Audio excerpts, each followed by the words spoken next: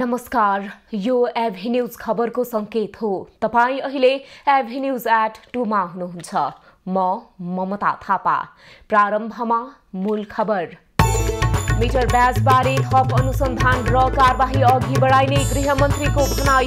पीडकको पक्षमा भूमिका खेल्नेलाई पनि कारबाहीको दायरामा ल्याउने।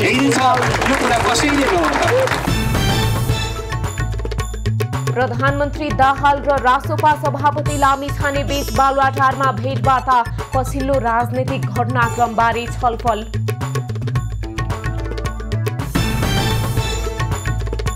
पूर्व राजा ज्ञानेन्द्र शाहलाई आज जुम्लामा गर्ने भनिएको नागरिक अभिनन्दन स्थगित। नेपालगञ्ज जुम्ला उडान हुन नसकेपछि कार्यक्रम रोकियो। कपनकी निरा पाण्डेको हत्या आरोपी विनोद विक बेर्तामोडबाट पक्राउ। सिक्री लुट्न खोज्ने क्रममा प्रतिकार गर्दा हत्या गरेको खुलासा। र भारतको पञ्जाब स्थित एक पसलमा ग्यास सुहाउट हुँदा 9 जनाको मृत्यु, 11 जना घाइते।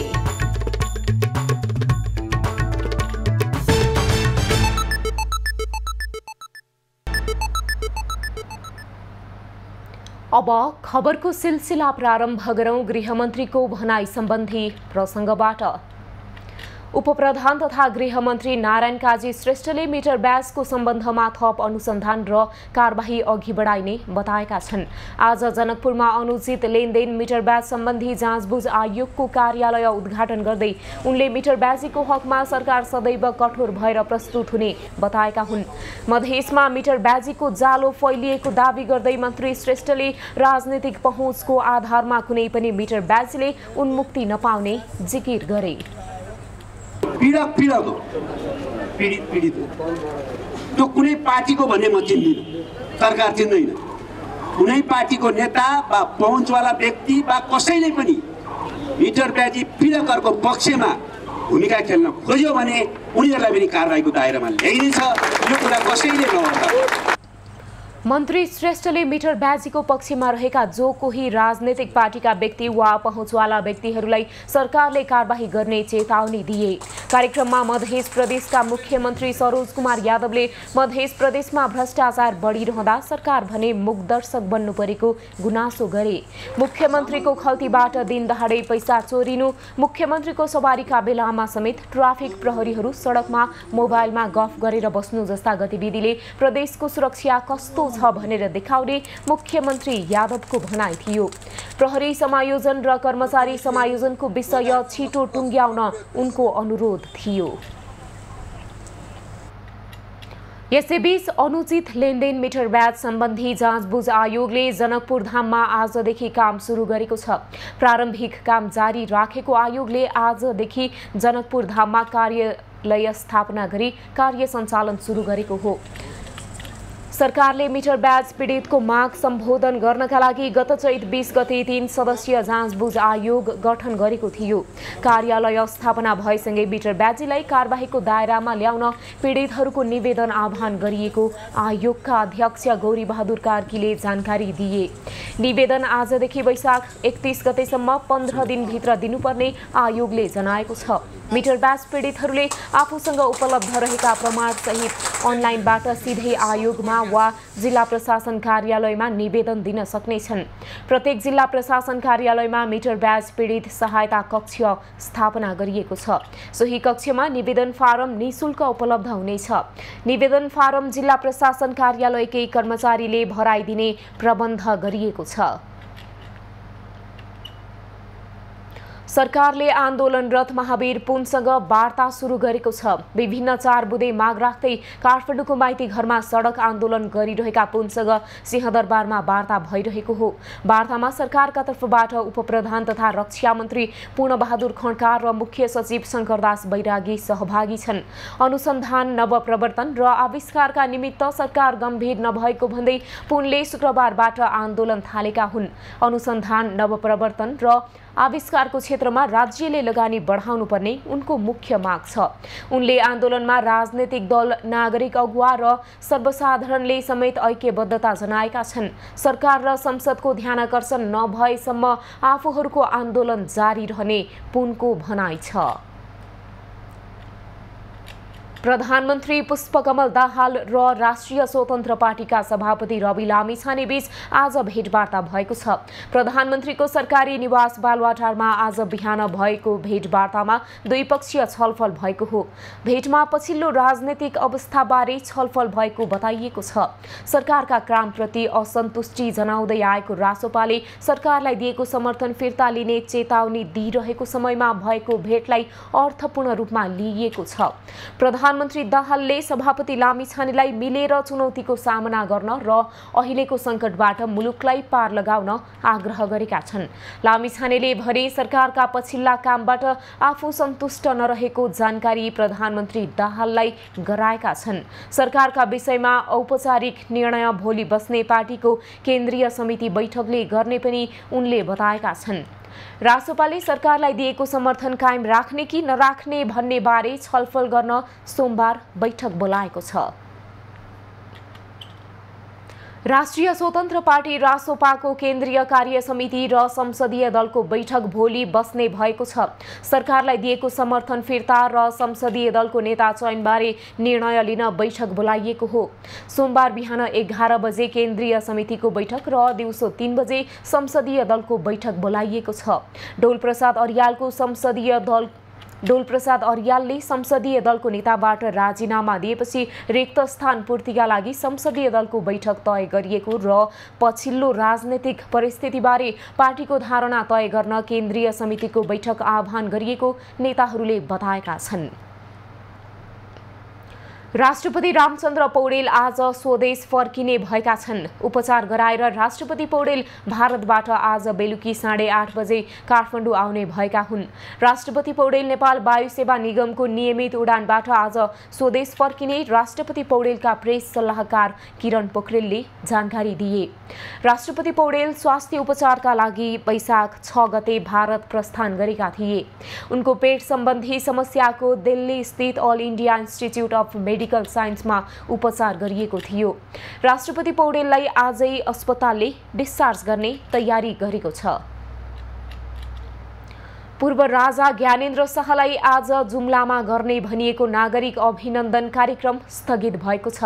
मौसमी प्रतिकूलताका कारण नेपालगञ्ज जुम्ला हवाई उडान हुन नसकेपछि कार्यक्रम रोकिएको हो। अभिनन्दन कार्यक्रममा सहभागी हुन पूर्व राजा शाह नेपालगञ्जबाट आज जुम्ला जाने तय भएको थियो। तर मौसममा आएको खराबीले हवाई उडान हुन नसकेपछि अभिनन्दन कार्यक्रम रोकिएको हो। लामो बसाइको समय मिलाएर पूर्व राजा शाह परिवार सहित शुक्रबार साँझ नेपालगञ्ज पुगेका थिए। पश्चिमाञ्चल भ्रमणका क्रममा पूर्व राजाले कर्णाली, लुम्बिनी र सुदूरपश्चिम प्रदेशका विभिन्न जिल्लामा हुने नागरिक अभिनन्दनमा सहभागिता जनाउने कार्यक्रम छ।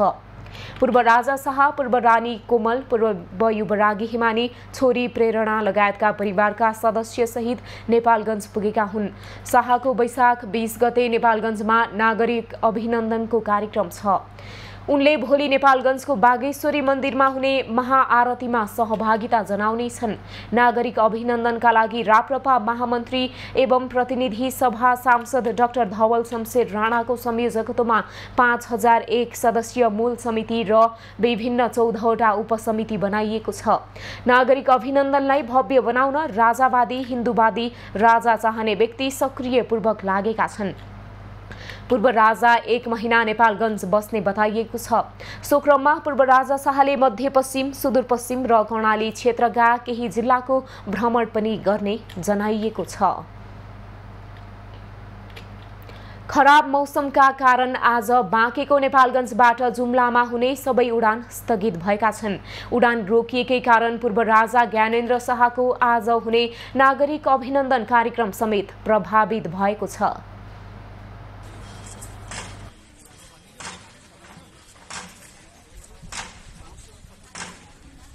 आज पूर्व राजा ज्ञानेन्द्र शाहको सपरिवार जुम्लामा आयोजना गरिएको नागरिक अभिनन्दन कार्यक्रममा सहभागी हुनका लागि तय भएको कार्यक्रम जुम्लामा मौसम प्रतिकूलका कारणले गर्दा स्थगित भएको हामीलाई जानकारी प्राप्त भएको छ। नेपालगञ्जबाट सब्मिट एयर चार्टर गरेर जुम्लामा जाने कार्यक्रम थियो, तर मौसम प्रतिकूलका कारणले गर्दा कार्यक्रम स्थगित गरिएको सब्मिट एयरले जानकारी दिएको छ। बिहानदेखि मौसम एकदम अनुकूल भएर उहाँहरूको चाहिँ अब त्यहाँ गएर 2 घण्टा बसेर पछि फर्किने कार्यक्रम थियो। त्यो हिसाबले चाहिँ अब यो मौसम खराब गर्दै आज चाहिँ यो उडान चाहिँ क्यान्सल गर्यो। अब नेक्स्ट उहाँहरूले जानेहरू कुरालाई चाहिँ उहाँले हामीले भनेपछि मात्रै यो समय निर्धारण हुन्छ। तर आजको लागि चाहिँ हामीले टोटली क्यान्सल भयो। अहिले जुम्लामा पनि पानी परिरहेको हामीलाई प्राप्त जानकारी भएको छ।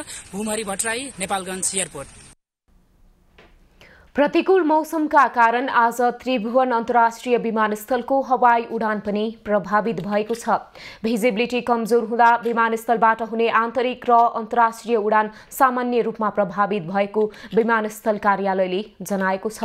प्रतिकूल मौसमले हेर्न सक्ने अवस्था भिजिबिलिटी कमजोर हुँदा अन्तर्राष्ट्रिय र आन्तरिक तर्फका विभिन्न गन्तव्यको उडान समयमै हुन नसकेका हुन्। अन्तर्राष्ट्रिय तर्फका केही उडान आकाशमा फनको होल्ड लगाउन बाध्य भएका छन्। कोलम्बोबाट काठमाडौँ आएको श्रीलङ्कन एयर, मलेसियाको क्वालालम्पुरबाट आएको बाटिक एयर होल्ड भएका हुन्। आन्तरिकतर्फ केही जहाजको उडान ढिला भएको छ। देशमा पश्चिमी वायुका साथै स्थानीय वायुको प्रभावले बदली र वर्षा हुँदा त्यसको असर उडान र अवतरणमा देखिएको हो। यसअघि वर्षाकै कारण शनिबार दिउँसोदेखि राति अबेरसम्म हवाई उडान प्रभावित भएका थिए। संखुवासभामा सुक्खा पहिरो जाँदा अरुण नदी थुनिएको छ। अरुण तेस्रो जलविद्युत आयोजनाको जलाशय क्षेत्र फाक्सिन्दा नजिकै आज बिहान ठूलो सुक्खा पहिरो खसेको हो। डोजर सहित प्राविधिकको टोलीले पहिरो पन्छाएर नदीको बहाव सामान्य बनाउन प्रयास गरिरहेको जिल्ला प्रशासन कार्यालय संखुवासभाले जानकारी दिएको छ। नदी थुनिँदा कुनै खतरा नरहेको प्रशासनको भनाइ छ। पहिरो खसेको स्थान नजिकै 900 मेगावाटको अरुण तेस्रो आयोजना निर्माणाधीन अवस्थामा छ। अरुण थुनिएपछि अरुण तेस्रो आयोजनाको ड्याम साइटको काम पनि ठप्प भएको छ। कपनको सरस्वती नगरमा भएको निरा पाण्डेको हत्या आरोपमा एक व्यक्ति पक्राउ परेका छन्। नेपाल प्रहरीको केन्द्रीय अनुसन्धान ब्युरो CIB को टोलीले झापाको बिर्तामोडबाट विनोद विकलाई पक्राउ गरेको हो। 36 वर्षीय विक काठमाडौँको एक क्लबमा बाउन्सरका रूपमा कार्यरत रहेको बताइएको छ। पसलमा लुटपाट गर्न पुगेका विकसँग प्रतिकार गर्ने क्रममा हत्या भएको प्रारम्भिक अनुसन्धानमा खुलेको छ। पक्राउ परेका विनोदले प्रहरीसँगको प्रारम्भिक बयानका क्रममा निराले लगाएको सुनको सिक्री लुट्न खोज्दा प्रतिकार गर्न खोजेपछि हत्या गरेको बताएका हुन्। तर प्रहरीले उनको बयान पर्याप्त नभएको जनाएको छ। हत्या प्रकरण छानबिनमा प्रहरी प्रशासनले ढिलाइ गरेको भन्दै पीडित पक्षले आन्दोलन गरिरहेको समयमा प्रहरीले आरोपी नियन्त्रणमा लिएको हो। पाण्डे वैशाख 7 गते दिउँसो 3 बजे आफ्नै पसलभित्र मृत फेला परेकी थिइन्। उनको शरीरका विभिन्न भागमा चक्कु प्रहार गरी हत्या गरिएको थियो। हत्या प्रकरणको अनुसन्धान गर्न शुक्रबार प्रहरी प्रधान कार्यालयले केन्द्रीय अनुसन्धान ब्युरो CIB का AIG किरण बज्राचार्यको नेतृत्वमा उच्च स्तरको छानबिन समिति गठन गरेको थियो। नेपाल बार एसोसिएसनले प्रधान न्यायाधीश नियुक्ति चाँडै नभएको भन्दै आजदेखि आन्दोलन गर्ने भएको छ। लामो समयसम्म प्रधान न्यायाधीश र न्यायाधीश नियुक्त हुन नसक्दा न्याय सम्पादनमा असर पुगेको भन्दै बारले चाँडो नियुक्तिको दबाव दिँदै आजबाट बार परिसरबाट आन्दोलन सुरु गरेको हो। चाँडै नियुक्ति नभए आन्दोलन गर्ने चेतावनी दिँदै आएको बारले आफूहरूको माग सम्बोधन नभइदिँदा समस्या भएको भन्दै आन्दोलनको विकल्प नभएको जनाएको छ। 8 नारा समेटिएको उक्त दबावमूलक अभियान 1 हप्तासम्म चल्ने बताइएको छ। प्रतिनिधि सभामा निवर्तमान प्रधान न्यायाधीश चोलेन्द्र शमशेर जबरामाथि महाअभियोग प्रस्ताव दर्ता भएपछि गत वर्षको 1 फागुनदेखि नै न्यायालय कायम मुकायम प्रधान न्यायाधीशको भरमा चलिरहेको छ। संसदीय सुनवाई समिति गठन नहुँदा सर्वोच्चको न्यायाधीश सिफारिस गरेका 3 जनाको नियुक्ति रोकिएको छ। सिन्धुलीको BP राजमार्ग अन्तर्गत कमलामाई नगरपालिका 2 को पिपल भन्ज्याङ घुम्तीमा कार दुर्घटनामा परि 2 जनाको मृत्यु भएको छ। काठमाडौँबाट सिन्धुली जाँदै गरेको 869135 नम्बरको कार आज बिहान सडकबाट अन्दाजी 30 मिटर तल खसेर दुर्घटना भएको हो। घटनामा झापा सुरुङ्गा 4 का 43 वर्षीय कुमारपुरी र सिन्धुलीको मरेण गाउँपालिका 3 ठेगाना भई हाल काठमाडौँ गौरीघाट बस्दै आएकी 38 34 वर्षीय सहारा प्रसाईको मृत्यु भएको प्रहरीले जनाएको छ। दुर्घटनामा परि घाइते भएका प्युठानका योगेन्द्र थापाको सिन्धुली अस्पतालमा उपचार भइरहेको प्रहरीले जनाएको छ। अर्को सवारीलाई साइड दिन खोज्दा दुर्घटना भएको अनुमान गरिएको छ। दुर्घटनाबारे अनुसन्धान भइरहेको प्रहरीले जनाएको छ। काठमाडौँ महानगरपालिकाले विद्यालयको नाम र चिन्हका बारेमा एकरूपता ल्याउने गरी विद्यालय शिक्षा व्यवस्थापन नियमावली संशोधन गरेको छ। महानगरपालिका विद्यालय शिक्षा व्यवस्थापन नियमावली 2074 मार्फत महानगरपालिकाले आफ्नो क्षेत्रभित्र सञ्चालित विद्यालयको नाम र चिन्हमा एकरूपता ल्याउन लागेको हो। महानगर प्रमुख बालेन्द्र शाह बालेनले सामाजिक सञ्जाल मार्फत नियमको पालना गर्दै विद्यालयको चिन्ह र नाममा एकरूपता ल्याएर मौलिक र मापदण्ड अनुरूप रहन आग्रह समेत गरेका छन्। नियमको पालना नभएको खण्डमा कानुनी कारबाही गर्न महानगर बाध्य हुने उनको चेतावनी छ। महानगरका विद्यालयको चिन्ह षट्कोणको हुने भनिएको छ। विद्यालय व्यवस्थापन समितिले निर्णय गरी षट्कोणको बीचमा आफ्नो विद्यालयको छुट्टै चिन्ह राख्न सक्नेछ। यस्तै समाज तथा राष्ट्रकै लागि उल्लेखनीय योगदान गर्ने वा ऐतिहासिक व्यक्ति, देवी देवता, तीर्थस्थल वा प्राकृतिक सम्पदा आदिको नामबाट नेपालीपन झल्किने गरी विद्यालयको नामाकरण गर्नुपर्नेछ। विद्यालयको नामको अन्तमा विद्यालय, स्कुल वा पाठशाला शब्द जोडिएको हुनुपर्नेछ। नियम विपरीत नामाकरण भइसकेका विद्यालयको हकमा यो नियम जारी भएपछिको दोस्रो शैक्षिक सत्रको सुरुदेखि नै लागू हुने गरी पुनः नामाकरण गर्न चाहेमा महानगरपालिकाबाट स्वीकृति लिनुपर्ने व्यवस्था गरिएको छ।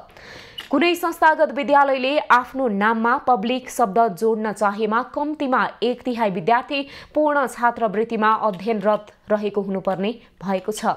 संस्थागत विद्यालयले आफ्नो नाममा नेशनल शब्द जोड्न चाहेमा नेपालको कम्तीमा 25 जिल्लाका विद्यार्थी अध्ययनरत रहेको हुनुपर्ने व्यवस्था महानगरले गरेको छ।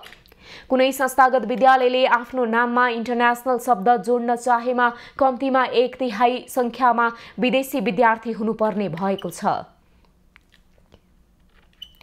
म्याग्दीको भेडी ओडारमा पर्यटकको आकर्षण बढ्दै गएको छ। धौलागिरी आइसफल पदमार्ग अन्तर्गतको रघुगङ्गा गाउँपालिकाको पर्यटकीय स्थल रुइसे भेडी ओडारबाट देखिने हिमश्रृङ्खला लगायतका दृश्यले पर्यटकलाई मोहित तुल्याउने गरेको छ।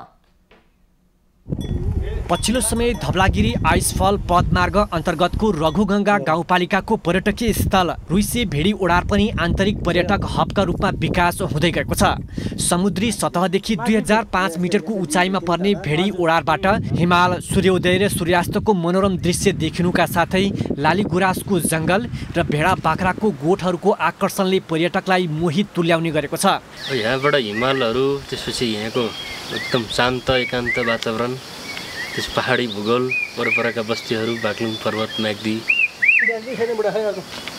त्यसपछि यी ठाउँहरूको अवलोकन गर्दाखेरि धेरै रमाइलो महसुस भएको छ। डाँडामा रहेको भेडी ओडारमा हिउँदमा यहाँ गाउँघरका भेडा राखिन्छ, त्यसैले यसको नाउँ भेडी ओडार राखिएको हो।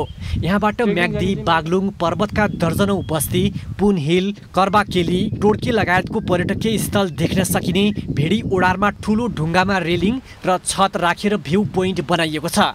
भ्यू पोइन्टको डिलबाट हिमालको मनोरम दृश्य देख्न सकिन्छ। यो रघुगङ्गा गाउँपालिका 2 र 1 नम्बर वडाको सिमानामा पर्ने यो भेडी ओडारबाट एकदम मनोरम दृश्यहरू देखिने धौलागिरी हिमाल, त्यस्तै अन्नपूर्ण, यो एकदम मनोरञ्जन लिनको लागि पनि यहाँ एकदम आन्तरिक पर्यटकहरू आउनुपर्ने ठाउँ रहेछ। नेपाल भ्रमण वर्ष 2020 मा यस गन्तव्यको सूचीमा रुइचे भेडी ओडार धवलागिरी आइसफल पदमार्ग परेको थियो। भेडी ओडारको बेस क्याम्पलाई रुइसे भनिन्छ। रुइसे पिकनिक स्पटको रूपमा विकसित भइरहेको छ। रुइसेसम्म सडक सञ्जाल पनि जोडिएको छ। सदरमुकाम बेनीबाट गलेश्वर, राखु, पिप्ले, भगवती हुँदै रुइसे भेडी ओडार यात्रामा निस्किँदा बीच बाटोमै पर्ने राखु भगवती मन्दिर दर्शन गर्न सकिन्छ। बिहानको समयमा पदयात्रा गरेर भेडी ओडार घुम्ने पर्यटकले लालीगुराँसको जङ्गल, चराचुरुङ्गी, वन्यजन्तु, भेडा बाख्रा र भेडी गोठका कुकुरको आवाजले यात्रालाई सहज बनाउँछ। धीरेन खत्री, म्याग्दी। भोजपुर नगरपालिका 6 का कृषक सुन्तला लगायत व्यावसायिक फलफूल खेतीमा जुटेका छन्। फलफूल खेतीबाट दीर्घकालसम्म राम्रो आम्दानी लिन सकिने भएपछि उनीहरू यसतर्फ आकर्षित भएका हुन्। भोजपुर नगरपालिका 6 का स्थानीय किसान व्यावसायिक फलफूल खेतीमा जुटेका छन्। वडा कार्यालयले यस क्षेत्रमा सुन्तलाको पकेट क्षेत्र घोषणा गरेर आवश्यक सहयोग गरेसँगै उनीहरूले व्यावसायिक सुन्तला, कागती लगायत फलफूलको खेती थालेका हुन्। वडाले उनीहरूलाई सिँचाइसँगै आवश्यक सहयोग गरेपछि किसानमा थप हौसला मिलेको छ। वडाले गरिरहेको काम प्रशंसा योग्य रहेको किसानहरूको भनाइ छ। 12.5 रुपैयाँ जस्तो छ, 700 बिरुवा चाहिँ लगाएको छु मैले। वडाले सक्तो गरेको छ, नगरले चाहिँ गरेको छ, वडाले चाहिँ संस्थाले चाहिँ गरिरहेको छ। अब सिँचाइको लागि पनि पोखरी पालहरू, त्यो सिँचाइको लागि चाहिँ पाइप सबै इत्यादि सबै गरिरहेको छ। वडाले यहाँको माटो सुहाउँदो फलफूल खेतीका लागि कृषकलाई आवश्यक प्राविधिक सहयोग दिँदै आएको छ। तल्लो भेगमा आँप, लिचीको पकेट क्षेत्र र बीचको भागमा सुन्तलाको पकेट क्षेत्रको रूपमा वडा कार्यालयले छुट्याएको छ। सदरमुकामको नजिक रहेकाले किसानलाई व्यावसायिक कृषिमा जोडेर आर्थिक रूपमा सक्षम बनाउने लक्ष्य वडा कार्यालयले लिएको छ। उत्पादित वस्तुहरूको बजारीकरणमा समेत वडाले सघाउने जनाएको छ। सालै पछिका आर्थिक वर्षमा हामीले एभोकाड वितरण गर्यौँ, सुन्तला वितरण गर्यौँ। अलिकति तल्लो भेगमा हाम्रो पालुवा क्षेत्रमा आँप लिचीको हामीले सम्भावना देखेका छौँ र हामीले आगामी वर्ष आँप र लिचीको पकड क्षेत्र पालुवालाई बनाई हामी काम अगाडि बढाउने हाम्रो योजना रहेको छ। वडाले कृषकलाई व्यावसायिक तरकारी खेतीमा लाग्न समेत आवश्यक तालिमसँगै प्लास्टिक टनेल, प्लास्टिक पोखरी तथा विभिन्न समयमा बिउ बिजन समेत वितरण गर्दै आएको छ। नगरपालिकासँग पहल गरेर किसानका लागि चिस्यान केन्द्र स्थापनाका लागि समेत भूमिका खेल्ने वडा कार्यालयले जनाएको छ। युवराज बिष्ट, भोजपुर। खबरको सिलसिला अझै जारी छ, हामीसँगै रहनुहोला।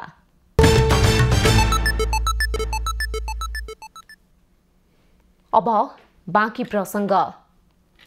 सांसद चन्द्रकान्त भण्डारी आज स्वदेश फर्किँदैछन्। गत फागुन 3 गते बुद्धनगर स्थित निवासमा ग्यास लिक हुँदा आगलागीमा परि गम्भीर घाइते भएर 3 महिनाको स्वास्थ्य उपचारपछि स्वदेश फर्किन लागेका हुन्। उनी 5 बजे नेपाल वायु सेवा निगमको विमानबाट काठमाडौँ आउने बताइएको छ।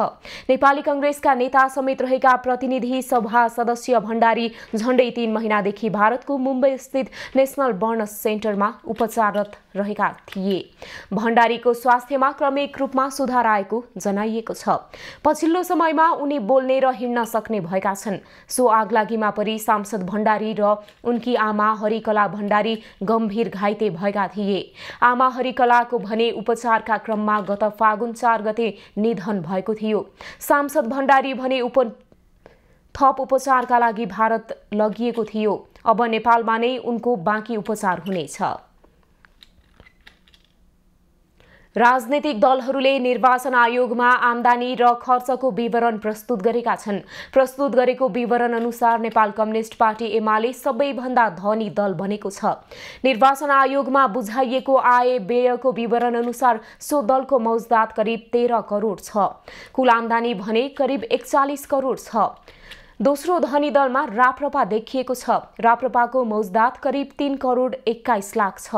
संसदको सबैभन्दा ठूलो दल नेपाली कांग्रेस भने घाटामा चलेको सम्पत्ति विवरणले देखाएको छ। आर्थिक वर्ष 2078-79 सम्म सो दलले 14 करोड 89 लाख 94,087 रुपैयाँ आम्दानी गरेको छ। तर सो दलको खर्च भने 17 करोड 90 लाख 78,222 रुपैयाँ छ। आयोगमा बुझाइएको विवरण बमोजिम नेपाली कांग्रेसको 3 करोड 84,135 रुपैयाँ ऋण छ। सरकारको नेतृत्व गरेको नेकपा माओवादी केन्द्रको आम्दानी 9 करोड 86 लाख 64 रुपैयाँ छ भने 7 करोड 42 लाख 64,043 रुपैयाँ खर्च छ। यसरी सो दलको करिब 1 करोड 58 लाख मौजदात छ। एमालेबाट विभाजित एकीकृत समाजवादीले 9 महिनामा नै 7 करोड रुपैयाँ भन्दा बढीको सम्पत्ति जोडेको छ। आयोगमा सो दलले बुझाएको विवरण अनुसार उसको बचत 1 करोड 10 लाख 60,848 रुपैयाँ छ। निर्वाचन आयोगको कानून तथा राजनीतिक दल व्यवस्थापन महाशाखाका अनुसार 83 वटा राजनीतिक दलले आय व्ययको लेखा परीक्षण विवरण समयभित्रै बुझाएका छन्। आयोगमा कुल 116 दल दर्ता छन्। बहिर्गमित जनमुक्ति सेना नेपालले रकम दिएर पन्छाउने कार्य नगर्न सरकारलाई अनुरोध गरेको छ। आज एक विज्ञप्ति प्रकाशित गर्दै सरकारले जनही 2 लाख रुपैयाँका दरले रकम निकासा गराउन लागिरहेका बेला बहिर्गमित लडाकुले भने उत्पादनशील क्षेत्रमा जोडिदिन आग्रह गरेका छन्। संयोजक लेनिन विष्टद्वारा जारी विज्ञप्तिमा पूर्व बाल सेनाको दीर्घकालीन रूपमा नै समस्या सम्बोधन गर्न तथा जीविकोपार्जनका लागि उत्पादनशील क्षेत्रमा सहभागिता गराउन आग्रह गरिएको छ। बहिर्गमित सेनालाई जम्मा बाटो खर्च स्वरूप 10,000 तथा एउटा झोला बाहेक राज्यले केही नदिएको विज्ञप्तिमा उल्लेख गरिएको छ। 2069 सालदेखि नै बाल सेनालाई रकम दिने भनेर निर्णय पटक पटक भए पनि अझैसम्म नपाएको उनीहरूले गुनासो गरेका छन्। नेपाली कांग्रेसका महामन्त्री विश्वप्रकाश शर्माले राष्ट्रिय आविष्कार केन्द्रका सञ्चालक महावीर पुनको माग राज्यले तत्काल सम्बोधन गर्नुपर्ने बताएका छन्। नेपाल विद्यालय कर्मचारी परिषदले ललितपुरमा आयोजना गरेको कार्यक्रममा उनले गैर नाफामूलक संस्था बनाई निजी क्षेत्रबाट नेपालमा आविष्कार गर्ने कुरालाई अग्रणी संस्थाको रूपमा विकास गर्ने व्यक्तिको माग सरकारले तत्काल संवादबाट समाधान गर्नुपर्ने बताएका हुन्। महामन्त्री शर्माले राज्यले सम्मान गर्नुपर्ने व्यक्तित्व सडकमा उभिनु सुन्दर पक्ष नरहेको जिकिर समेत गरे।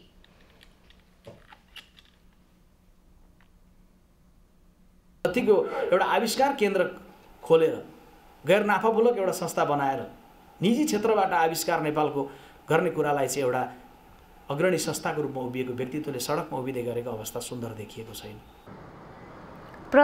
महामन्त्री शर्माले प्रधानमन्त्री पुष्पकमल दाहाललाई तत्काल महावीर पुनसँग संवाद गरी माग सम्बोधन गर्न आग्रह गरे। आविष्कार र नवप्रवर्तनमा जोड दिने कुरा राज्य प्रणाली कस्तो बन्ने भन्नेसँग जोडिएको भन्दै कस्तो प्रकारको समाज बनाएर जाने हो त्यसमा ध्यान दिन जरुरी रहेको उनको भनाइ थियो। महामन्त्री शर्माले संघीय शिक्षा ऐन 2080 साल भित्रै ल्याउने गरी काम गर्न सरकारसँग आग्रह समेत गरे। वर्षौं अघि चोरी भएर अमेरिका पुर्याइएका 8औं र 10औं शताब्दीका 2 मूर्ति नेपाल फिर्ता भएका छन्।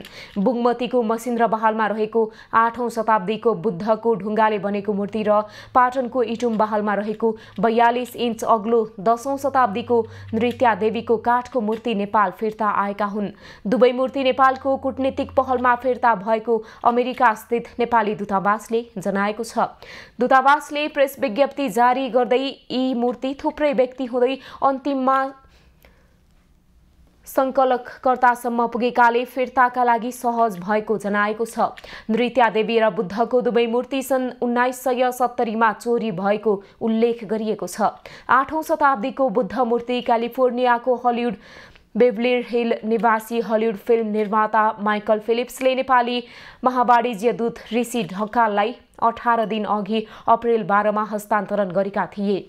यी 2 मूर्तिका साथै दूतावासले 1 वर्षको अवधिमा 7 वटा कलाकृति नेपाल पठाउन सफल भएको जनाएको छ।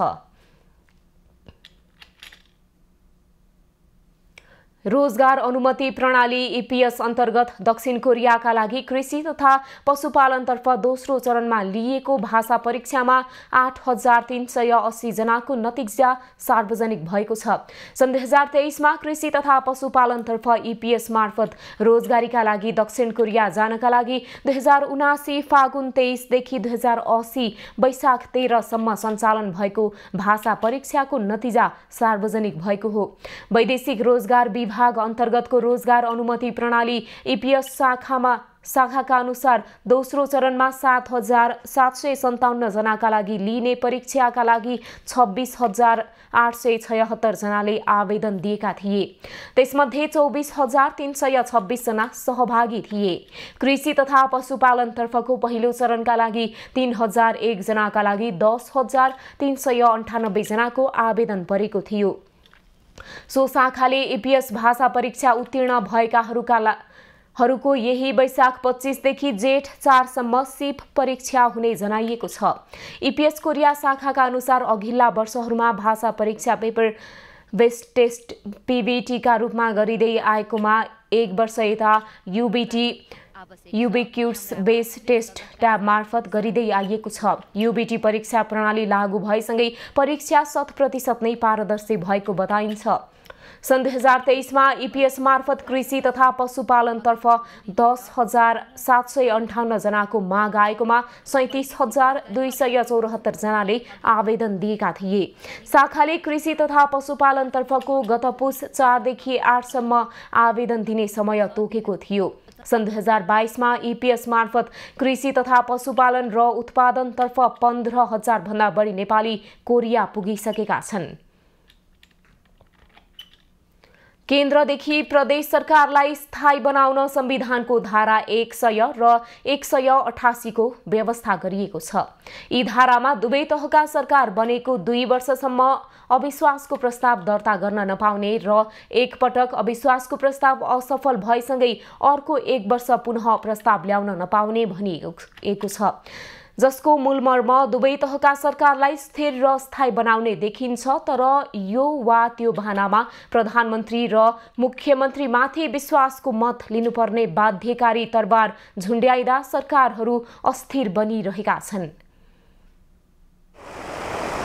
संविधानको धारा 100 मा विश्वासको मत र अविश्वासको प्रस्ताव सम्बन्धी प्रावधान राखिएको छ, जसले सरकार रहने कि ढल्ने भन्ने व्यवस्था गरेको छ। संविधानको धारा 100 को उपधारा 1 मा प्रधानमन्त्रीले कुनै पनि बेला प्रतिनिधि सभामा विश्वासको मत लिन सक्ने व्यवस्था गरिएको छ भने उपधारा 2 मा प्रधानमन्त्रीले प्रतिनिधित्व गर्ने दल विभाजित भएमा वा सरकारमा सहभागी दलले समर्थन फिर्ता लिएमा 30 दिनभित्र बाध्यकारी रूपमा विश्वासको मत लिनुपर्ने व्यवस्था छ। त्यस्तै उपधारा 4 मा प्रतिनिधि सभामा तत्काल कायम रहेका सम्पूर्ण सदस्यहरूमध्ये 1/4 सदस्यले प्रधानमन्त्रीमाथि सदनको विश्वास छैन भने लिखित रूपमा अविश्वास प्रस्ताव पेश गर्न सक्ने भनिएको छ भने प्रधानमन्त्री नियुक्त भएको पहिलो 2 वर्षसम्म र एक पटक राखेको अविश्वास प्रस्ताव असफल भएको 1 वर्षभित्र अविश्वासको प्रस्ताव पुनः पेश गर्न नसक्ने भनिएको छ। यी उपधाराका कारण केही अस्पष्टता देखिएकाले राजनीतिक दलबीच सहमति गरेर सुधार गर्न आवश्यक रहेको सत्तारूढ दल बताउँछ। अब यो संविधान अथवा कानुनहरू भनेका परिवर्तन गर्नै नमिल्ने भन्ने पनि होइनन्। त्यसकारणले गर्दा अहिले भइरहेको प्र्याक्टिसमा केही कमी कमजोरी देखियो भने दलहरूका बीचमा सहमति गरेर हामी संविधान र कानुनहरू पनि परिवर्तन गर्न सक्छौँ र अहिले भइरहेको व्यवस्थाले खासै सरकार निर्माणका क्रममा अथवा यो प्राविधिक रूपमा जुन भइरहेको छ विश्वासको मत लिने कुरा, यो चाहिँ स्वाभाविक प्रक्रिया नै हो भन्ने मलाई लाग्छ। यता प्रदेश सरकारलाई स्थिर बनाउन धारा 188 को व्यवस्था गरिएको छ। उक्त धाराको उपधारा 1 ले पनि मुख्यमन्त्रीले जुनसुकै बेला विश्वासको मत लिन सक्ने भनेको छ। तर उपधारा 2 मा मुख्यमन्त्रीले प्रतिनिधित्व गर्ने दल विभाजित भएमा वा प्रदेश सरकारमा सहभागी दलले समर्थन फिर्ता लिएमा 30 दिनभित्र बाध्यकारी रूपमा विश्वासको मत लिनुपर्ने व्यवस्था गरेको छ। उपधारा 4 मा प्रदेश सभामा तत्काल कायम रहेका सम्पूर्ण सदस्य मध्ये 1/4 सदस्यले मुख्यमन्त्रीमाथि प्रदेश सभाको विश्वास छैन भने लिखित रूपमा अविश्वासको प्रस्ताव पेश गर्न सक्ने भनिएको छ। त्यस्तै मुख्यमन्त्री नियुक्त भएको पहिलो 2 वर्षसम्म र एक पटक राखेको अविश्वासको प्रस्ताव असफल भएको 1 वर्षभित्र अविश्वासको प्रस्ताव पुनः पेश गर्न नसक्ने उल्लेख गरिएको छ। संविधानको मर्म सही रहे पनि राजनीतिक दलहरूले प्राप्त गरेको मतका कारण कार्यान्वयनमा समस्या देखिएको प्रतिपक्षी दलको बुझाइरहेको छ। अब 2 वा 2 भन्दा बढी दलको सरकार बनाएको छ। सरकारमा सामेल भएका दलहरूले विश्वासको मत फिर्ता लिए भने त स्वाभाविक फेरि संविधान त विश्वासको मत लिन जानु पर्यो संसदमा, प्रदेश सभामा।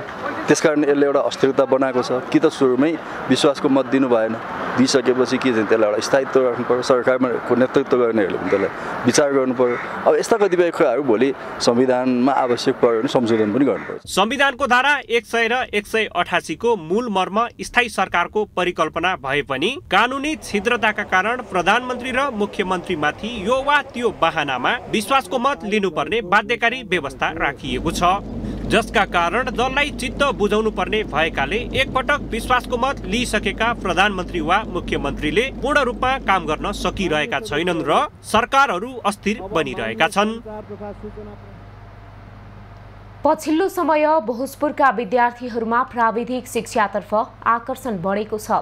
अध्ययन गरेपछि रोजगारी पाउन सहज तथा सिकेको सिपलाई दैनिक जीवनको कामकाजमा प्रयोग गर्न सकिने भएपछि विद्यार्थीहरूमा प्राविधिक शिक्षाप्रति मोह बढेको हो। भोजपुरका स्थानीय सरकारले प्रविधियुक्त र व्यवहारिक शिक्षामा जोड दिएपछि विद्यार्थीहरू यसप्रति आकर्षित हुन थालेका छन्। रामप्रसाद राई गाउँपालिका 3 भुल्केमा रहेको पञ्चकन्या माध्यमिक विद्यालयले पछिल्लो समय यस्तो शिक्षा प्रदान गर्न थालेपछि ओडाका अधिकांश विद्यार्थीहरूले यो शिक्षा लिइरहेका छन्। विद्यालयले विद्यार्थीहरूलाई कृषिको विषयमा विभिन्न सिपहरू प्रदान गर्दै आएको छ।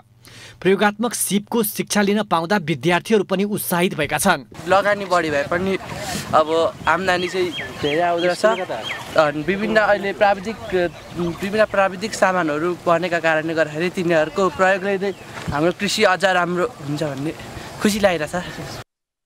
शिक्षालाई परम्परामुखी भन्दा पनि व्यवहारिक र प्रविधियुक्त बनाउन विद्यालयले प्राविधिक शिक्षाको थालनी गरेको हो।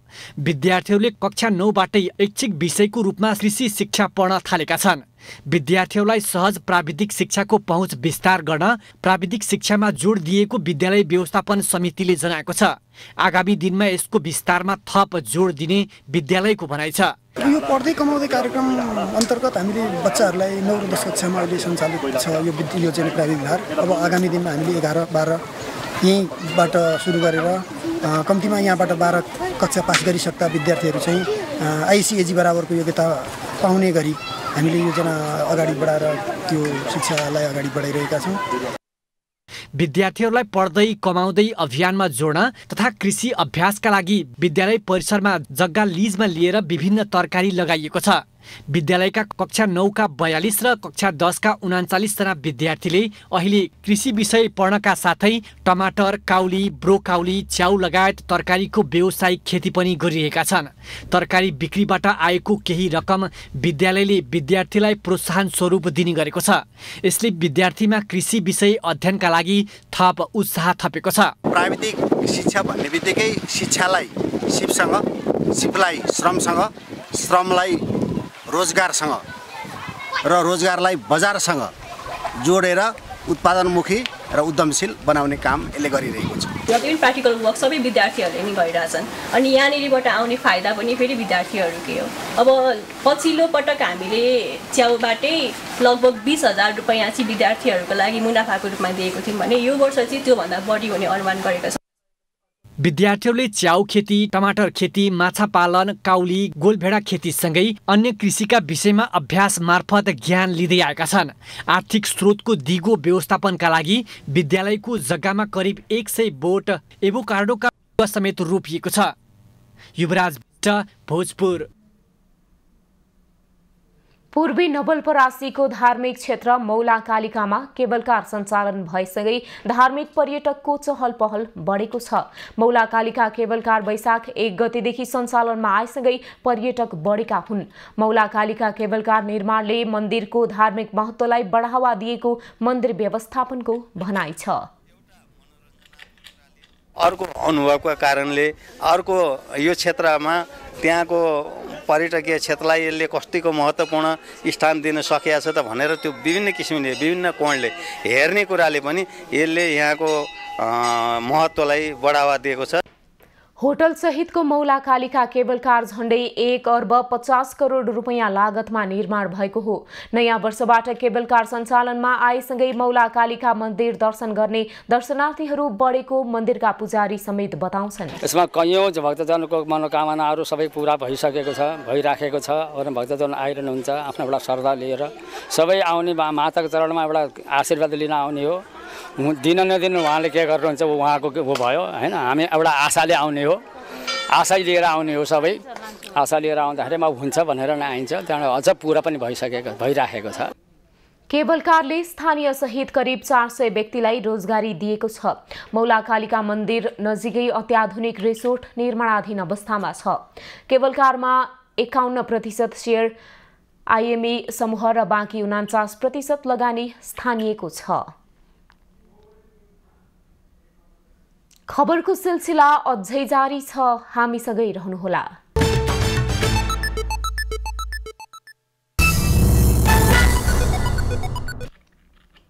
ए डिभिजन लिगमा आज 4 खेल हुँदैछन्। हिजो वर्षाले रोकिएका 2 र पूर्व निर्धारित 2 खेल आज हुन लागेका हुन्। एन्फा कम्प्लेक्समा दिउँसो 1 बजे सङ्कटा क्लब र जावलाखेल युथ क्लब बीच प्रतिस्पर्धा हुनेछ। सङ्कटा र जावलाखेल बीचको खेल शनिबार भारी वर्षा र चट्याङका कारण स्थगित भएको थियो। फोडे फोफानाको गोलमा जावलाखेल 1-0 ले अघि छ। 12 खेलमा 15 अङ्क जोडेर 11औं स्थानमा रहेको सङ्कटा आज 5औं जितको खोजीमा रहेको छ। 12 खेलमा 23 अङ्क जोडेर शीर्ष स्थानमा रहेको जावलाखेल 8औं जित निकाल्ने प्रयासमा छ। यस्तै एन्फा कम्प्लेक्समा आजै चर्च बोइज युनाइटेड र मनाङ मर्स्याङदी क्लब बीच 3:30 बजे प्रतिस्पर्धा हुनेछ। आजै दशरथ रङ्गशालामा साबिक विजेता मसिन्द्र फुटबल क्लब र रोयल ब्लू सातो बाटो युथ क्लब बीच 6 बजे प्रतिस्पर्धा हुनेछ। रङ्गशालामै हिमालयन शेर्पा क्लब र त्रिभुवन आर्मी क्लब बीचको बाँकी खेल समेत हुनेछ। हिमालयन र आर्मी बीचको खेल शनिबार भारी वर्षा र चट्याङका कारण 1-1 को बराबरी भएको अवस्थामा स्थगित भएको थियो। एसीसी प्रिमियर कपको तेस्रो स्थानका लागि भइरहेको कुवेत र ओमान बीचको खेल वर्षाले प्रभावित भएको छ।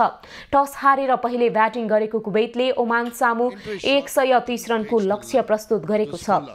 कुवेतले 31.3 ओभरमा सबै विकेट गुमाउँदै 129 रन बनाएको हो। प्रतियोगिताको फाइनल खेल भने भोलि सोमबार हुँदैछ। उपाधिका लागि घरेलु टोली नेपाल र युएई भिड्नेछन्। प्रतियोगिताको उपाधि विजेताले एसिया कप खेल्न पाउनेछ। एसिया कपमा छनौट भएको टिमले भारत र पाकिस्तानसँग खेल्नेछ। अब पालो खास खबरको। प्रेम सम्बन्धमा रहे पनि विवाह गर्न अस्वीकार गरेको भन्दै काठमाडौँमा एक युवतीले केटाकै घरमा गएर आत्महत्या गरेकी छन्। प्रेमी सुजन ढकाल र उनको परिवारले विवाह गर्न अस्वीकार गरेपछि प्रेमिका अनुमा श्रेष्ठले हिजो साँझ बोहराटार स्थित ढकालको घरमै गएर आत्महत्या गरेकी हुन्। अनुमा वीर अस्पतालकी नर्स र प्रेमी ढकाल कान्तिबाल अस्पतालका चिकित्सक रहेको बताइएको छ।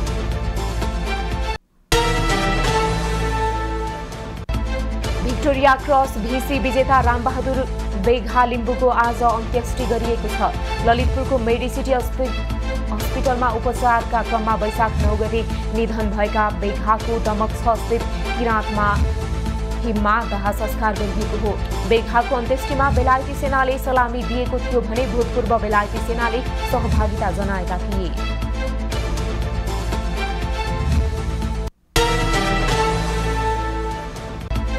जिल्ला प्रहरी कार्यालय डोल्पामा कार्यरत प्रहरी निरीक्षक नवीन चापागाईले बिना कारण प्रहरी हवलदारलाई कुटपिट गरेका छन्। उनले शनिबार बिदामा रहेका हवलदार हरि आरसीलाई कार्यालयमा बोलाई कुटपिट गरेका हुन्। बायाँ आँखा, नाक र मुखमा गहिरो चोट लागेका हवलदारलाई थप उपचारका लागि नेपालगञ्ज पठाइएको छ। नेपाल बैंक लिमिटेड र राष्ट्रिय वाणिज्य बैंक मर्ज गर्ने सम्बन्धमा कार्यदल गठन भएको छ। अर्थ मन्त्रालयले वित्तीय क्षेत्र व्यवस्थापन महाशाखा प्रमुख भूपाल बरालको संयोजकत्वमा कार्यदल गठन गरेको हो। कार्यदललाई दुवै ब्याङ्कको मर्जर सम्बन्धमा अध्ययन विश्लेषण गर्ने जिम्मेवारी दिइएको छ।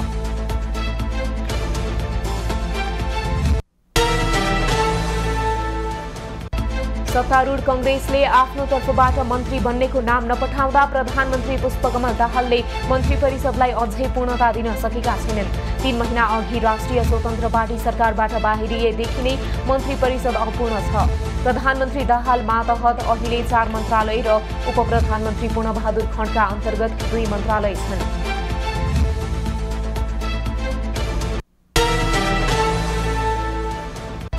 राष्ट्रिय स्वतन्त्र पार्टीको संसदीय दलको नेताबाट डोल प्रसाद अर्यालले राजीनामा दिएका छन्।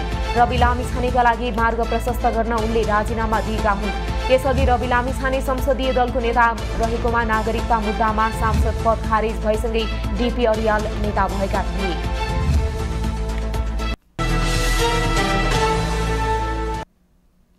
अब पालो एभेन्यूज एट मौसमको।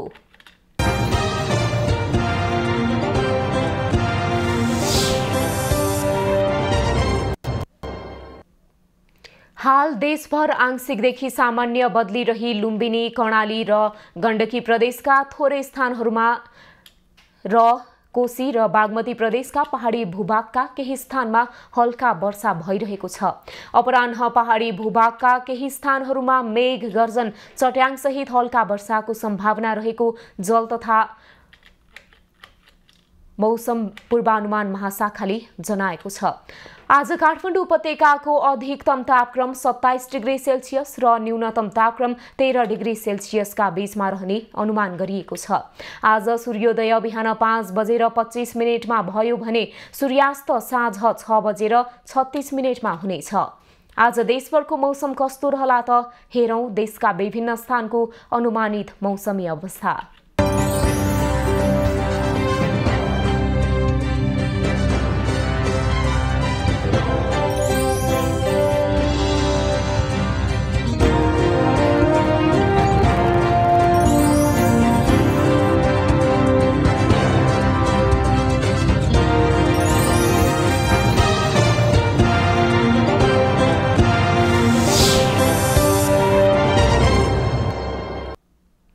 अहिलेलाई खबरको क्रम यति नै। एभी न्यूज खबरका यी सहित अन्य विस्तृत खबरका लागि www.avnews.tv लगइन गर्न सक्नुहुनेछ। युट्युब, फेसबुक र ट्विटरमा पनि हामीलाई फलो गर्न सकिनेछ। खबरभित्रको खबरका लागि हेर्दै रहनुहोला एभी न्यूज खबर। नमस्कार।